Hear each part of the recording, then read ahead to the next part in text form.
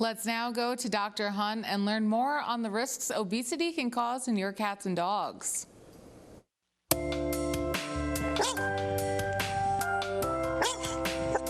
Hey, today I want to talk to you about a common problem we see across the animal spectrum of pets, which is obesity. And cats and dogs can become overweight due to several reasons. Most commonly, they get neutered at a young age. They're not leading a lifestyle of living on a farm or out at camp all the time.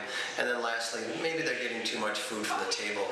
But often we'll see these guys start out in great shape. We get a neuter, which is going to slow their metabolism down by about 20%, be a cat or dog. And then they become a little bit more sedentary. It doesn't mean that an athletic dog can't be neutered. It just means we need to feed them less. Or a house potato dog or a couch potato dog needs to be just fed a little bit less. So there are some foods that are meant for getting weight off a dog or maintaining weight that actually work, and others that don't.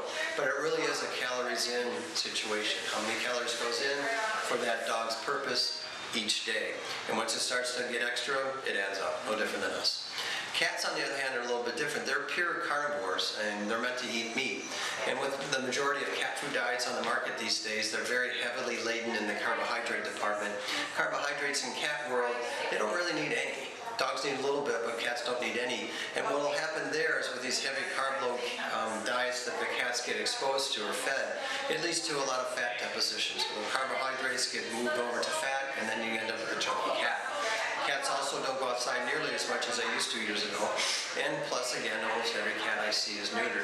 So it's going to change their metabolism. They're not outside. They're not on an elliptical in the house necessarily. So what do we do about that? We can try limiting their food. Okay, that's tricky because cats are demanding. Cats in the wild are meant to be fed or eating 4 to 6 times per day. And usually they're eating mice. Okay, so how do we mimic that in the house? I like canned food. I think canned food diets only for cats are the best if we can do that. Split it up into 4 or 5 meals per day. Can we do that here in America? Not really, because we all work, 8 to 5 or whatever it might be. But try your best to feed them 3 to 4 times a day with canned food only, and you'll get weight off a cat. We had a cat here once that came in at 28 pounds. We got him down to 14 pounds. And that took about 8 months, but they just went to canned food. The cat wasn't complaining, driving the owners nuts to get more food. The canned food did work. So it's one way to try to help out that obese cat.